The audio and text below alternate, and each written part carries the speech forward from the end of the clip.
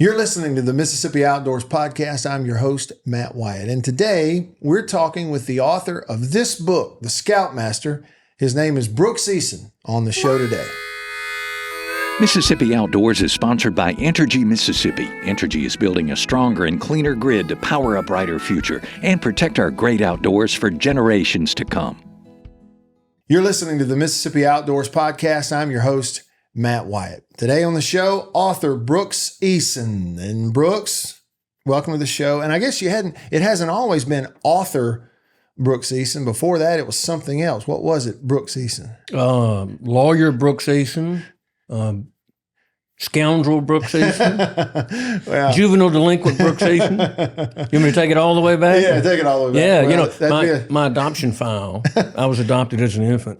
And the social worker came to my parents' house to make sure things were working out.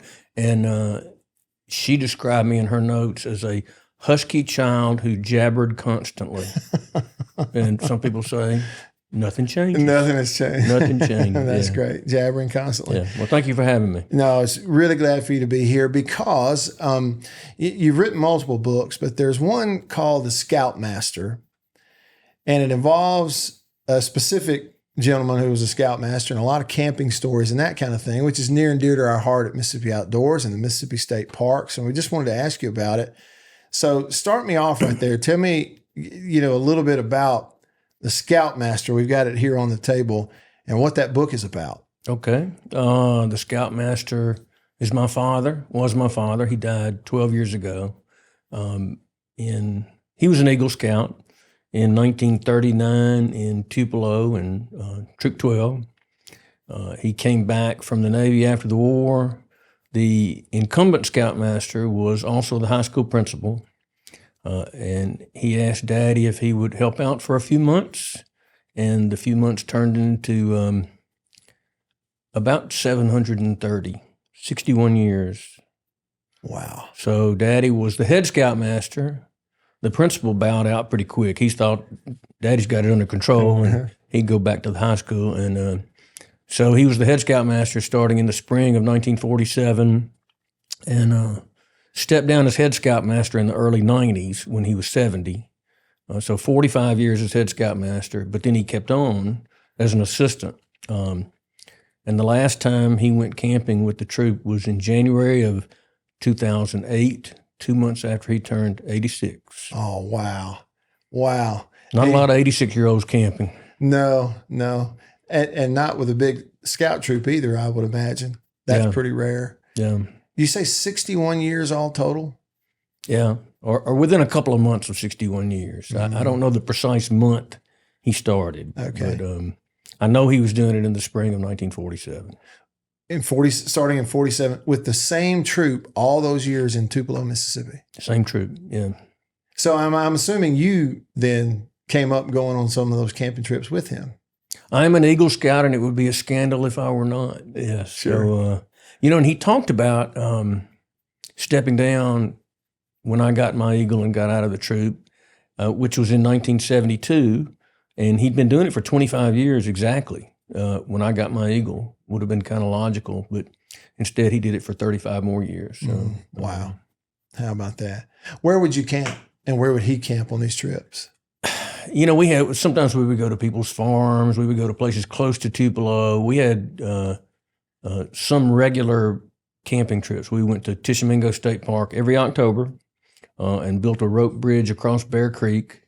And then every November, we went to Shiloh and hiked through the battlefield. Wow. So you would go to Tishomingo State Park every year, and part of every year would build the rope bridge across the creek. Mm-hmm. What did that entail for a scout troop, building a rope bridge across the creek? Well, so there would be 3 pretty thick ropes, 1 to walk on and 2 to hold on to. Okay. And then there would be shorter ropes to keep the thick ropes the right distance apart. Okay. And there'd be one of those. And then, so you would attach it to a tree on each side of the creek. And boys would get up on there and other boys would try to shake them off so they'd fall into the water. And, yeah. They'd never, all those campouts, they've never had a serious injury. remarkable. That is remarkable. Yeah. Yeah. What was your dad like as the leader? I knew these sort of facts and figures. I mean, his troop, 1951 in the summer, former NFL player Ken Kirk played at Ole Miss. He was the senior patrol leader in the troop, and he told Daddy, the best thing about Scouts is camping. We should go every month. And I guess my daddy consulted with my mama. I don't know, but he agreed. And so they started going every month, and they have not missed since the first month was August of 1951. And we had big events for the 500th campout and the 600th and the 700th. Daddy died shortly before the 750th. The 1,000th will be in November of 2034. Okay. It's on my calendar. All right. Yeah. And that'll be the 1,000th for that troop. 1,000th consecutive month to go on an overnight camping trip. That's right. Yeah, that's incredible. So you asked me what he was like, and I didn't answer your question. That's okay. I was giving you some. Yeah, what was he like? So he was quiet. He wasn't like a rah-rah. He wasn't a yeller. He hardly ever raised his voice. He was remarkably patient. I mean, can you imagine leading teenage boys for 60 years? Yeah. And a lot of them were bad. And but he, he always did the right thing, always. And I didn't realize. I knew he was a great Scoutmaster. I mean, he was revered, and but I really didn't realize how good he was from my time in the troop, because he and I kind of stayed away from each other. Really? He didn't want me to be the Scoutmaster's son, and I wanted to hang out with my buddies. I never stayed in the tent with him. I didn't canoe with him, in the same canoe. Okay. I did after I got out, and I went back to go camping with the troop, but not when I was in the troop itself. So I didn't realize really just how good he was at it. And for the book, The Scoutmaster, I interviewed, I think 42 people, most of them, not all of them, but most of them Eagle Scouts. And I interviewed men who'd become Eagle Scouts in Daddy's troop in the 40s, 50s, 60s, 70s, 80s, and 90s. And they all told me the same things. They described him the same way. He was just one of those guys who was level and the same every time you. Yeah, and just totally reliable. Always the first one there, the last one to leave. And he didn't. He wasn't a. He led by example more than anything else. A lot of things that I found myself doing, I realized I got that from Daddy, but it wasn't because he ever told me. I was just watching. Yeah, you were observing. The book, when you wrote it and you interviewed all these folks who had come through the Scouts under him and knew him, what kind of reactions did you get? Once it's done, you get the box of books and now it's out there, and some of those guys begin to read it and see but what reaction did you get to the Scoutmaster? I got the reaction I expected from Daddy's Scouts. They loved it. Yeah. One guy got it and he sent me something, said it's perfect. And it wasn't perfect, but he loved my daddy. Yeah. But I also Scout leaders in other places found out about it. Okay. I gave away some books on a Scoutmaster Facebook page, and a lot of them reached out to me to tell me how much they appreciate it. And one of the things I told them is, if you read that book, you will never underestimate the value of what you're doing. Really? Because, I would interview these people. I'm 68. I would interview these guys 20 years older than I am, and they would remember these things from things Daddy told them, And Daddy was a man of few words, and so when he said something, it counted. if you'd asked him about it, he wouldn't have remembered, but they did. Yeah. Yeah. He made that kind of impression. That's really neat. How would you describe the book sort of overall? Like if somebody that doesn't know, maybe they see you walking through an airport, you had it under your arm, the stranger goes, "Hey, Scoutmaster, what's it about?" Now, that's a big, broad question. How do you answer that kind of question? Well, I think I think it's a useful training book, just reading about how Daddy was a leader. I had one of his Eagle Scouts said through high school, college, architecture school, Paul Eason was the best teacher I ever had. And the book is divided into two parts. The first half of it is basically a biography, broken up into and there's a whole lot about Daddy I don't know because he never talked about himself. And my cousin's daughter in 2003, who lived here, she was in high school, and she had an assignment to interview a family member. And her dad, Daddy's nephew, said, "You should go interview Bubba," which is what they call Daddy. And so they went up to Tupelo and spent, 4 hours interviewing Daddy. And several years, and that was 2003. Daddy died in 2013. He was almost 92. And a few years after that, they gave me her file from the interview project. And I didn't even look at it for a while, but maybe a year later or something, I looked in the file and there were tapes.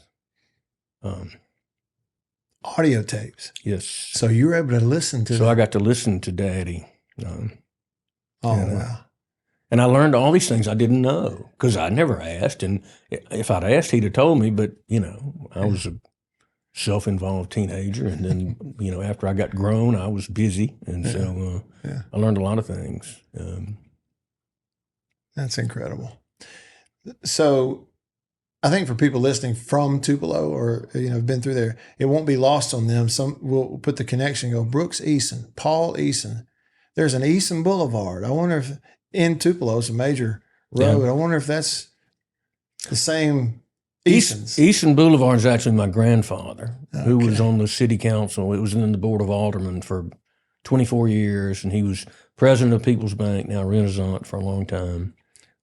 So that's my grandfather. But there's a soccer field named for Daddy, which is weird because I don't think he ever watched a soccer game in his entire life. But there is a Paul Eason soccer field in Tupelo, and the Boy Scout hut is named for him. Yeah. When we had the 500th camp out, a lawyer in Tupelo named Reed Hillen, who was an assistant scoutmaster, was basically in charge of planning the 500th camp out. And this was 1993, so Daddy had just stepped down as head scoutmaster.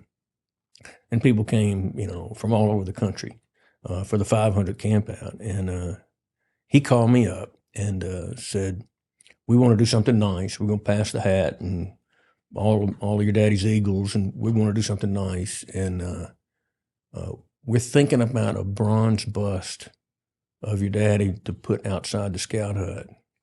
And I didn't say, I think that's the worst idea I've ever heard, but it was the worst idea I'd ever heard because he was not a bust kind of guy.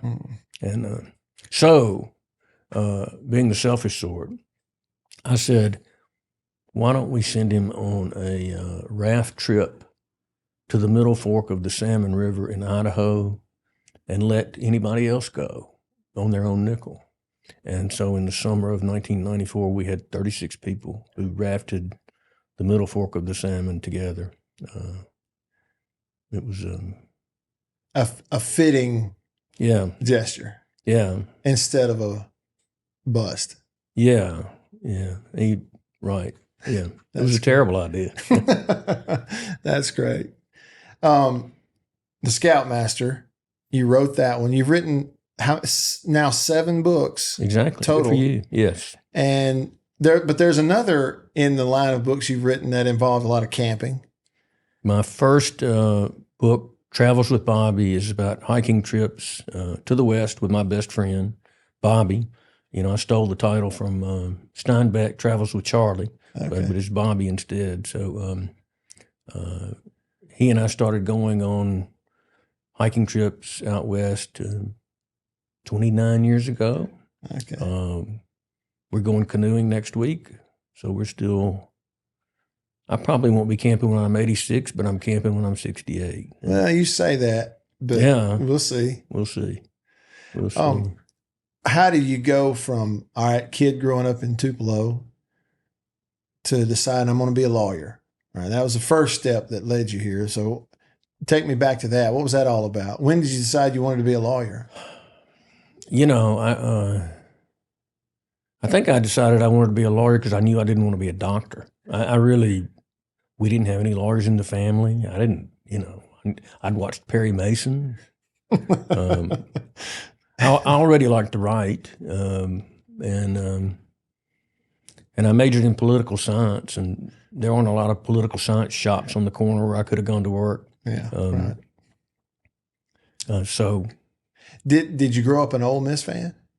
Absolutely. So did that going there, because there's a law school there, did that influence at all? Like, you're going to go there, so you got to pick something there. Yeah, but I didn't go to law school there. You know, I went to Duke to law school. Oh, did you? Okay. Yeah. So I shift from football to basketball season. I shift from Ole Miss to Duke, basically. But okay. I don't think going to Ole Miss where there's a law school, I don't think that had anything to do with it. Had anything to do with it? I was probably going to Ole Miss because I was going to Ole Miss from the time I was 2, you know, one of those things. Yeah.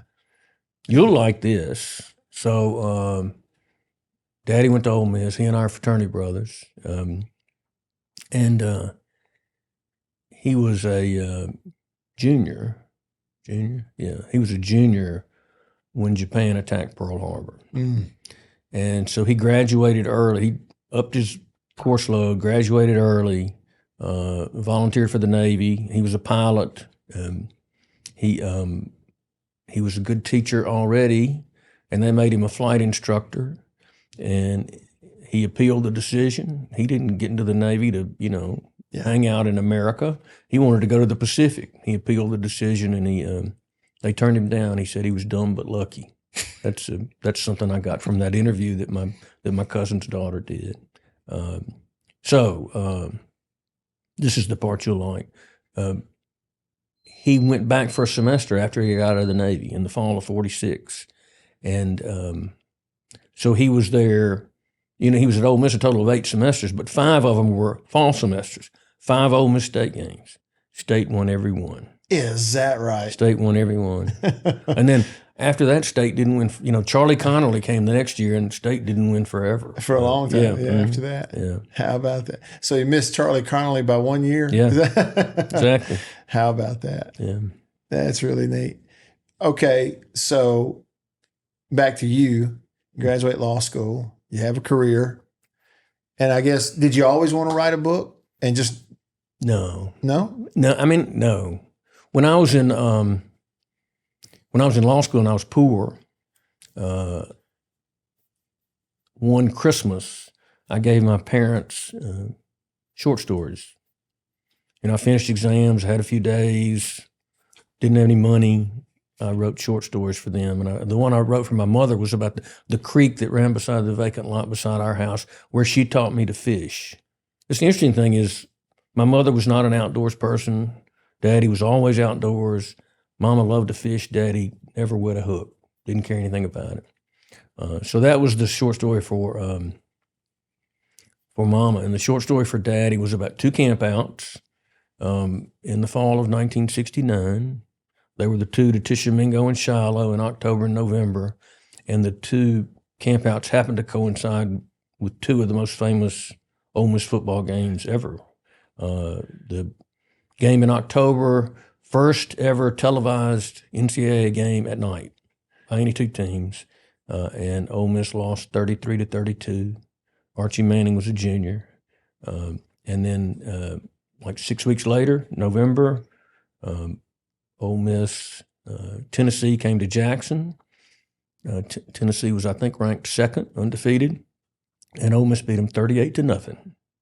And there was a song made about it, the game after that, about Steve Kiner was the Tennessee linebacker who had run his mouth about Archie wasn't really anything special. And something about a mule, was yeah, just ask old Hee-Haw Kiner. Yeah. Yeah. That's fantastic. Yeah, the song was to the tune of Folsom Prison, I think. Johnny Okay. Cash. I think that's the tune. Yeah, Okay. yeah. 1969. Mhm. Okay. Yeah. And you wrote those short stories for your father about those camping trips that coincided with those football games in 69. When did you write those short stories? I was in law school from 79 to 82. Okay. I don't remember which Christmas it was, but it was So one of between those. 10, 15 years later. Yeah, between 10 and 12 years later. Right? Okay. Mhm. And you wrote those short stories there. So, and the first ones you wrote for him were about camping. Yeah, yeah. So writing an actual book, I was busy. I had children and a law career, and even if I thought I wanted to do it, how was I going to do it? Yeah, So I started going on these camping trips with my best friend Bobby Ariotti in 1996. It was Southwest Airlines' 25th anniversary, and they had a deal where you could fly anywhere they went for $25 a leg. And Bobby found out about it, and he called me. And we had tried to go camping a couple of times, and the weather was bad. And he was an in-house lawyer for my biggest client, Ingalls Shipyard. And he called me up, and we booked flights to Reno with a plan to drive from there south to Yosemite and spend a few nights in Yosemite. We'd never seen it. And so we did that. And the very first night of our very first time to go camping, at 3 a.m, we were attacked in the middle of the night by the sprinkler system in the state park where we were. Yeah. Bobby got up and he raced out of the tent and abandoned me. Hey, just left And I'm dreaming about a shower or something. I don't know what I was doing, but it took me a while. But the shower had come on in the middle of the night. We weren't supposed to be camping. Where we were camping, we got what we deserved. But anyway, we had a magnificent time, and saw these unbelievable places, and we had things happen to us like that. Yeah. And so, on the flight back, we said, well, we got to do this every year, and we did. And after about 3 years, I would come home, and it would be I had my topics of conversation for the next 6 months. Yeah, sure. I mean, we got attacked by a free-range cow on one of our trips. On one trip, Bobby fell and split his head open, and we had a doctor with us. The good news was he had a suture kit. The bad news was he didn't have any anesthetic. Oh, no. And so Bobby took a few belts of scotch and lay down on a picnic table, and our friend David sewed up his head. And so we had stuff like that happen to us on every trip. And is that in the book, Travels with Bobby? Yeah, oh sure, yeah. I think there's even a picture of it. Okay. Picture of Bobby on the picnic table. So I would just talk about it, and just waterfalls and mountains and just magnificent places and beautiful places to camp. And so after a few years of running my mouth, I decided, I think I'd like to write this. It was so long ago when I started. It wasn't published until 2015. Okay. Because I was working, I didn't have a whole lot of time to take off and write a book. But it was so long ago that I went to Eudora Welty Library to do the research. I couldn't look up the history of Glacier National Park on the internet. I had to go find books and do it that way. How about that? Not anymore. Not anymore, yeah. Not anymore. Okay, and so your first book, Travels with Bobby, published when? What year? 2015. 15. Okay, so you're at number 7. So you've put out 7 books in 10 years. Yeah. Did you retire once that first book came out? No, it didn't allow me to retire. Heavens no.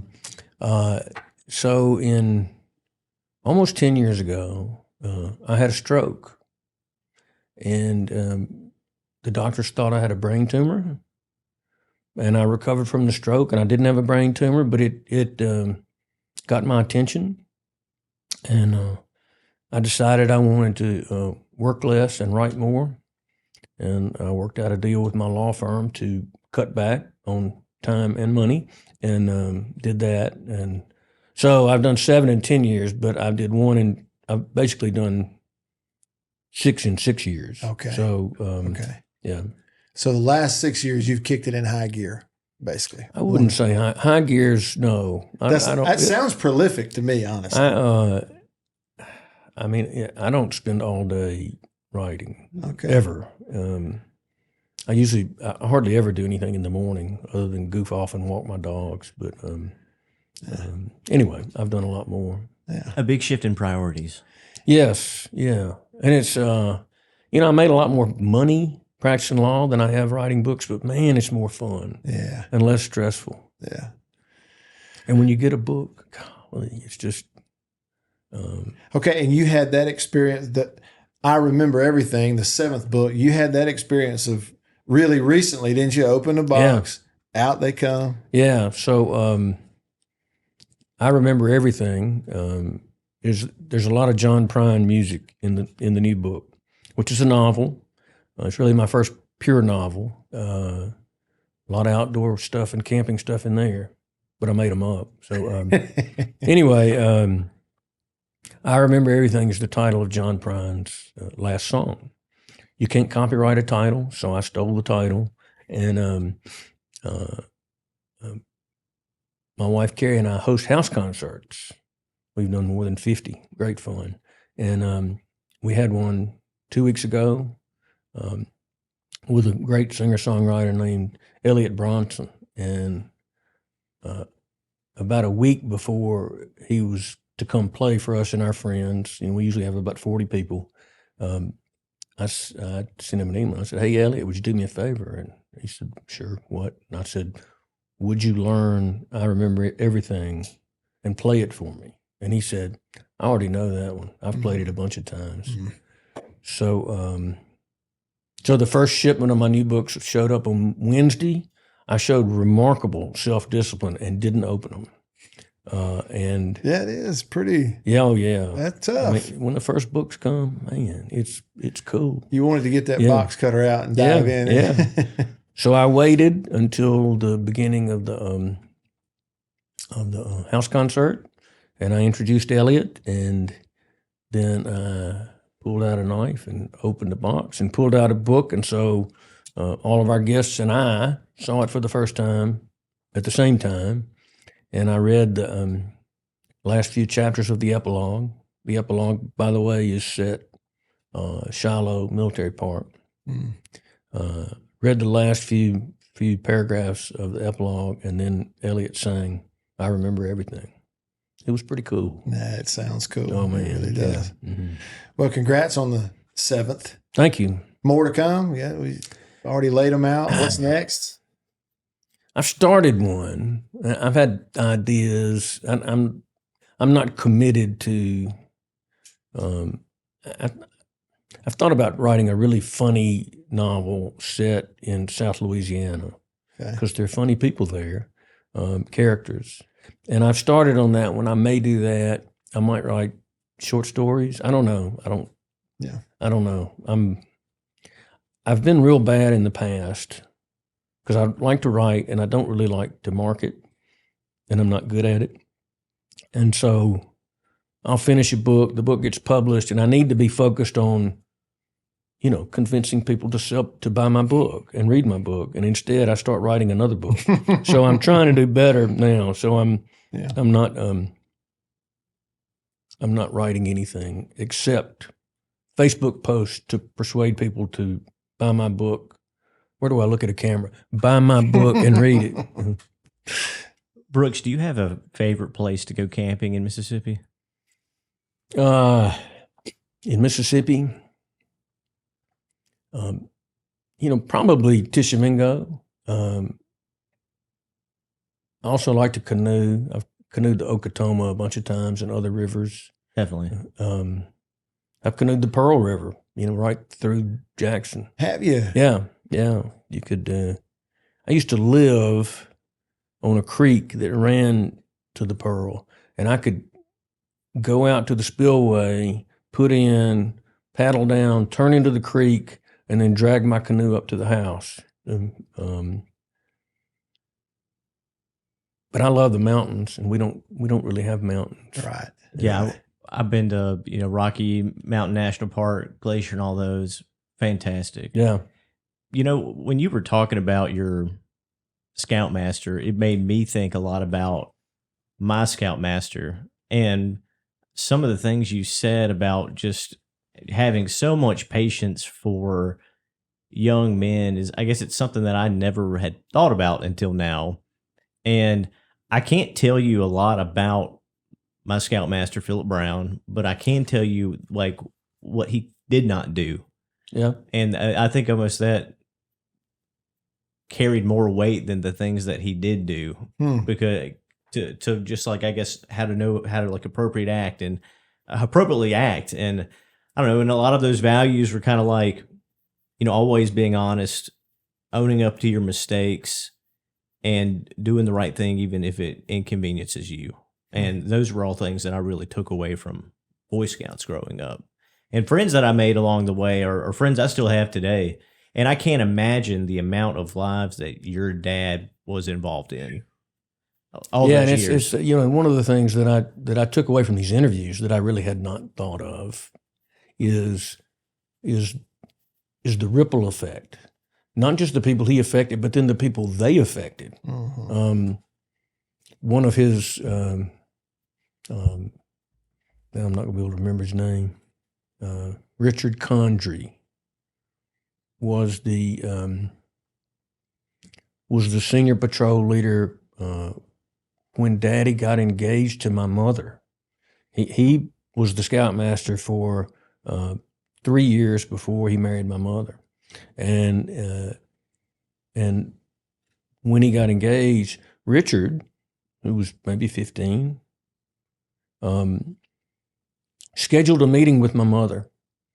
Daddy was not invited. And the purpose of the meeting was to explain to Mama how things were going to be. That he was going to meet with them every Monday night. He was going to help them on merit badges during the week, and he was going to go camping with them every month. And she needed to be aware of that. And I'm sure she knew. I'm sure she was aware of it. What she was not aware was that he would do it for the rest of her life. Wow. Mm-hmm. She died in 1999, and he was a young man when he was really old, and he was still going. Every month, that entire time. Oh yeah, he did not. He missed a few campouts, and when Mama was sick, he didn't leave her behind. He let the assistants handle it, but he didn't miss many. Mm-hmm. That's great. For someone listening, their curiosity is up to buy the book and read it. They're on the fence. Why should they get it and read it? Wow. Here's my chance. Here's my elevator speech. Here you go. Here we go. I hadn't even thought about that. I should have thought about that. And we just hit 8. Here we go. It will make you happy. Reading the book will make you happy because you'll be reading about a great man who was loved. All these men, they were lining up to interview. They were asking me if they could talk to me about Daddy. Mm. I showed up for one interview with a man, and there were 2 other men on the phone waiting. So with all this going on in the world today, if you want to talk about, if you want to think about, and it's not like Daddy was the finest man ever. Yeah, he probably was actually, but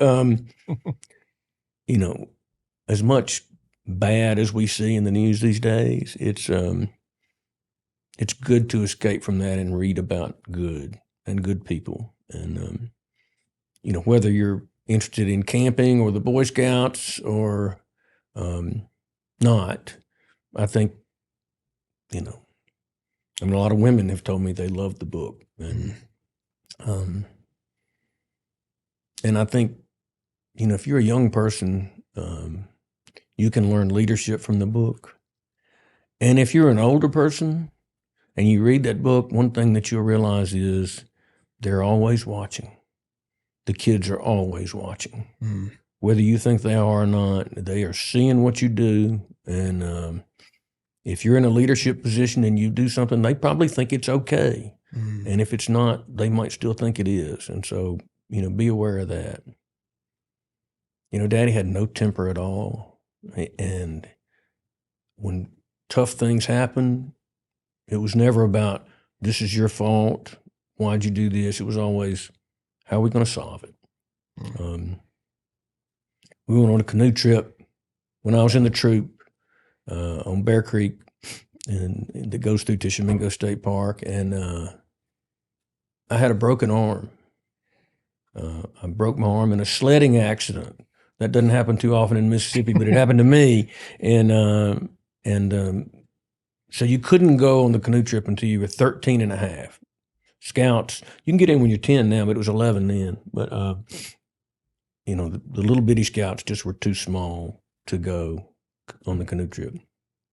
So this was my first time to be eligible, but I had a broken arm.